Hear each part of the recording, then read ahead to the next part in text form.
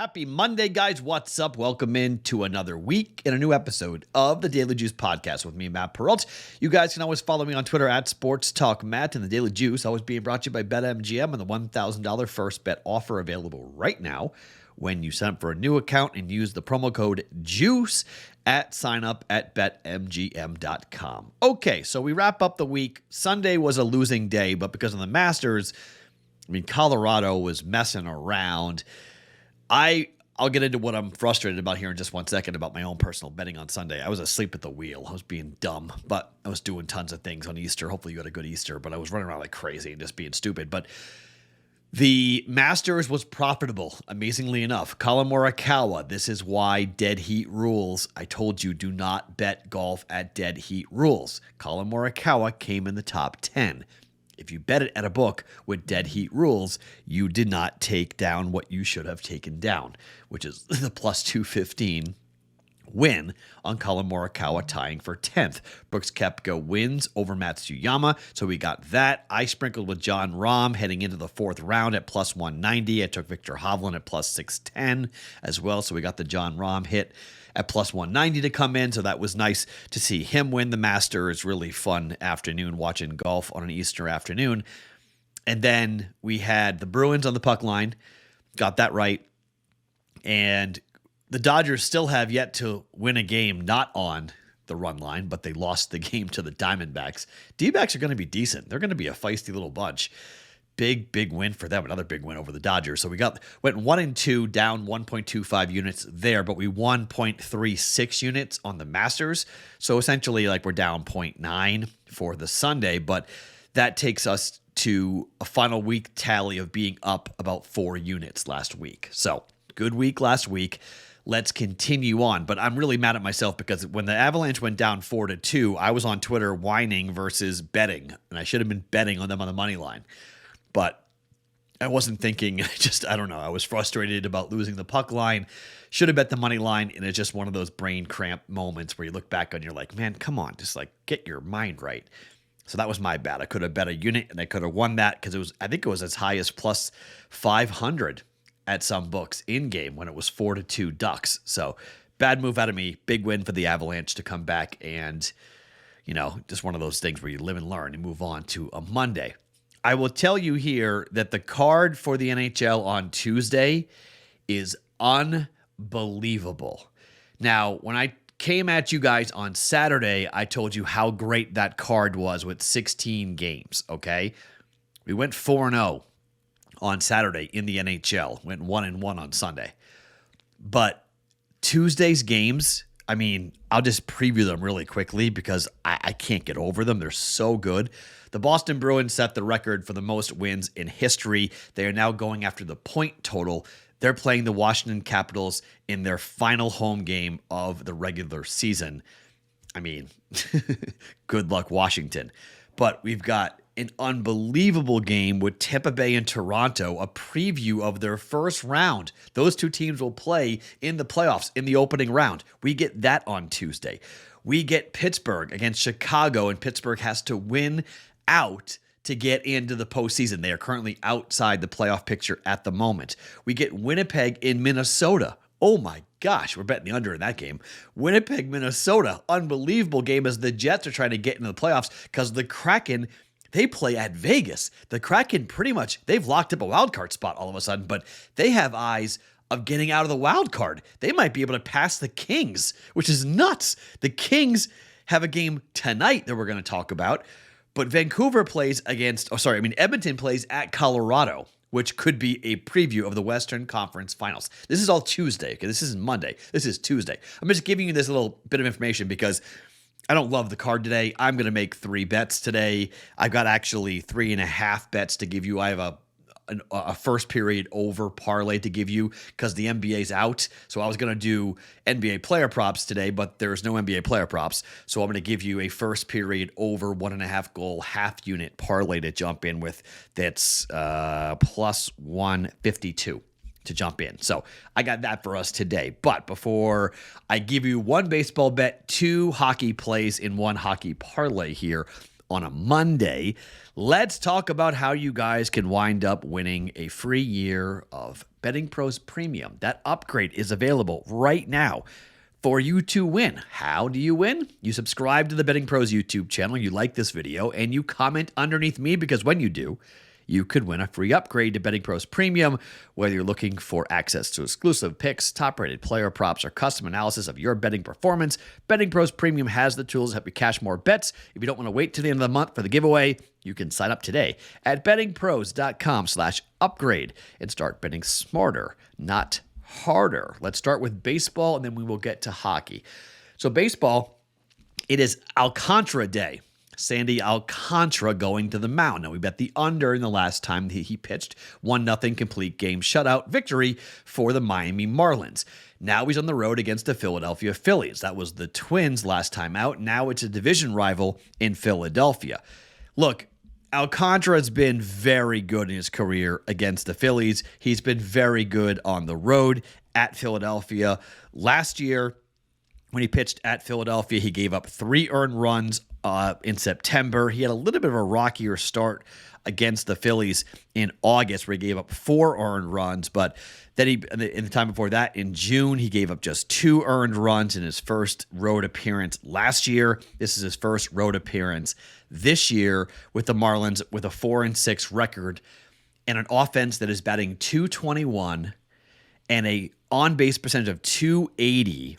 Slugging of 3.5 or 356 slugging, and just a not very good offense. I mean, they're not scoring many runs. They do have 9 home runs, but 20 runs scored. They just don't score.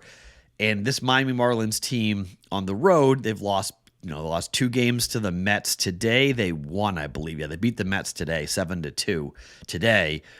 But they lost 2 of 3 on the road at New York. Now they go to Philadelphia, who's 2-1 at home, 3-6 overall, and Matt Strahm is going to go, this left-hander with long hair, pitched very well against the Yankees in his only start of the year. He came in relief once before. Then against the Yankees, he got the start, 4 innings, just 1 hit, no earned runs given up, had some first inning trouble, but got out of it. 3 Ks for him, and now he'll go today. Maybe he goes 4, maybe he goes 5 against this Marlins team, but the total is 7.5. And I just think until further notice, we're betting unders on Alcantara because the Marlins don't score and Alcantara doesn't get hit. So under 7.5, 1.1 units down on the under between the Phillies and the Marlins. My gut tells me this number is going to 7. So hopefully you get this on the podcast early and you can take 7.5. But my gut says this is going to be, his number goes down to 7 by the time it closes. We're going to go under 7.5 for Phillies and the Marlins today in Major League Baseball. Okay, let's talk about an over and an under. Let's talk about the Hurricanes and the Ottawa Senators. Now, the Hurricanes, you might go, well, Matt, you're betting an over with the Hurricanes. Okay, here's why. Ottawa at home is 8-1-1 to the over at home. Ottawa is eliminated, like we know. Hurricanes are, getting ready for the playoffs, but I think you're going to see just a lot of guys and goalies in plays where they're just sort of not fully committed. Their brain is not totally locked in. The total is 6.5. 5-5 for Carolina on the road over their last 10. 3-1-1 for Ottawa at home. Last game against Tampa Bay, 7-4, the win. They scored 7 goals against Tampa. Again, a team in the playoffs, not playing for much at the moment, giving up 7 goals. At Florida, they gave up 7 goals, lost 7-2. 3-2 against Carolina in overtime on the road, but against Columbus, 4-3 on the road. 3-0 loss to Toronto in the home game before that. 4-0 and 3-2. Both games at Carolina, okay? This game is at Ottawa. I expect a wide open game here, and I expect Carolina to score a lot of goals. A part of me wanted to take the puck line, but because what happened yesterday, and I got kind of burned on the puck line, and part of the thing of being, one, mad at myself for not betting on the money line for the Colorado Avalanche in-game, I was mad at myself for not betting the over in that game. I was mad at myself for not betting the over in the Bruins game because the Bruins on the road are an over machine. Should have bet that. We got it right 5-3, luckily, with a late third period goal by the Bruins. But we didn't get the puck line. The Avalanche win, but they don't cover the puck line. 5-4 was the final. Should have bet the over in that game. So rather than kicking myself and going like, ugh, I should have bet the over, I tried puck line. If I go puck line here with Carolina, it's kind of the same thing that I'm walking myself right into, even though they're a plus 135, total here. So this game is juiced a little bit to the under, but I think Ottawa going wide open. I'm going to roll the dice here and hope that we get ourselves just another blowout type of hockey game. And maybe Ottawa can score some goals here on the Hurricanes. They get 2 or 3 goals. I think we're good for an over. A 4-3 final is totally cool with me. Hurricanes scored 4 in the first matchup, 3 in the second matchup. I'm going to go over 6.5 here for the Hurricanes and the Ottawa Senators. Over for 1.1 units. Second bet. Kings and the Canucks. I had to do some double checking research here on this. And by the way, right now, finding out the goaltenders, you just have to make these bets. I'm betting overnight. I can't, the projections are all wrong. They're all wrong. Carolina was, the Avalanche, they were supposed to start, Francois played in net for the first time in 3 months, and he looked awful for the Colorado Avalanche. Never should have. I wouldn't have played that game on the puck line if I had known that he was going to go in net. It wasn't. I thought Georgiev was going to start because it was a game that the Avalanche needed and Anaheim needed to lose. That ended up happening, but 5-4. I would have bet the over and not even touched it if I had known. So I can't do projections right now for starting goaltenders because the teams are swapping it up and switching very last minute because it depends on how their other teams are playing and they're playing the possum game. So who's in net? I'm just going off the numbers and just kind of fighting blind here, and hopefully we wind up getting right with the goaltenders. Kings and the Canucks. So at home, the Kings are an under team, which was surprising. They're 20-18-2 on the year to the under. 6-4 over their last 10. 3-2 to the over their last 5 home games. But the Canucks are 6-4 on the road, and they're 4-1 over their last 5 games on the road. This was one of the teams we made tons of money on this year, betting the Canucks on the road over. It was an auto fire. It wasn't even a question we were firing on the over. But they've been an under machine. All 3 games between these 2 teams this year have gone under 6.5 goals. I was like, wait, really? It didn't make any sense to me. In the way that the LA Kings are playing is somewhat nerve-wracking. Vancouver could win this game. They're a better road team than they are a home team. They're 17-6-5. Now, the LA Kings are 25-11-4 at home, but the final score is 4-1, 3-2, 4-1. Vancouver has won 2 of the 3 games they've played this season. The Canucks won 3-2 in LA back on the 18th of March. Now, the Kings beat the Canucks a week ago at Vancouver 4-1. But I think the Canucks are live to win this game, and I think this is going to be a tight hockey game. Hey, Vancouver is eliminated, but don't tell the Canucks that. They're playing their tails off. I'm going to bet the under. It's a little nutty. It's a little counterintuitive to the numbers, but I'm going to bet the under. 6.5. I think Vancouver can stay in the game. I think it could be a 3-2 win here. I'm taking the under. Vancouver and the LA Kings. Late night for you guys on the East Coast. Maybe you'll wake up to a winner. Kings, Canucks, under 6.5 at -110. All right. So the official 1 unit plays under 7.5 for the Phillies and the Marlins, 1.1 units. Over 6.5, Ottawa and Carolina for 1.1 units, and under 6.5 for the Kings and the Canucks for 1.1 units. Now, there are no NBA player props because the NBA, we are headed towards the play-in tournament, and I'll have some stuff probably tomorrow on the podcast for the play-in tournament and probably for the first round of the NBA Finals as well. There's some really interesting numbers. We'll get into it during the pod tomorrow.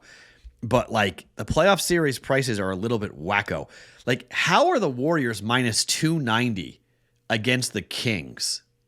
The Kings are +225 to win their series against the Warriors. Now, I know the Warriors are the Warriors, but you trust the Warriors on the road?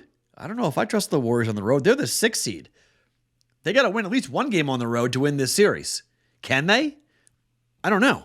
Some real value there on the Sacramento Kings at plus 225. It's a little, I don't know. The Knicks are plus 160 against the Cavaliers. Really? Okay, interesting. Not sure I buy that, but that's fine. It's just some things to look at, okay? Now, these series all start on Friday, so we got some time to break them down and to watch the numbers a little bit here, but play-in games have to happen. We don't know the other series as to who's going to play whom, but tomorrow we'll get into it with the NBA playoffs here for the Daily Juice. But first period over parlay. Florida, Toronto. Florida is 12-3 over their last 15 games to an over in the first period. Toronto's 5-5. Total is 7. I expect both teams to score a goal here in the first period to make it go 1-1. I'm going to pair that up with Buffalo and the New York Rangers. Buffalo has hit this in 4 straight games. In 8 of the last 10 games, Buffalo has gone over the first period, 1.5 total. And the Rangers are 6-4, and the Rangers have been one of the best offenses in the NHL for a while now. They have been red hot scoring. Buffalo's defense is really, really bad, and really, really bad, like right out of the gate. The Sabres defense has been bad, which is weird, though, because these two teams, 2-1 and 3-2. These teams have actually gone under, but Buffalo tends to give up goals early and then they settle down. It's a plus 152 parlay. I'm going to put a half a unit down on it, kind of like an NBA player prop type of thing. Half a unit at plus 152. Over 1.5 goals, Toronto and Florida. Over 1.5 goals, Buffalo and the Rangers. Pair that up, and we're going over. We're going with a parlay of plus 152 for a half a unit. Okay, so the full card today on a Monday, under 7.5 Phillies and the Marlins, under 6.5 Kings and the Canucks, over 6.5 Ottawa and Carolina, and Florida, Toronto, over 1.5 goals, parlayed with Buffalo and the Rangers, over 1.5 goals, both those in the first period for a plus 152 parlay. Let's have a Monday. My name is Matt Perrault. Follow me on Twitter at SportsTalkMatt every morning. It is the Daily Juice Podcast, being brought to you by BetMGM.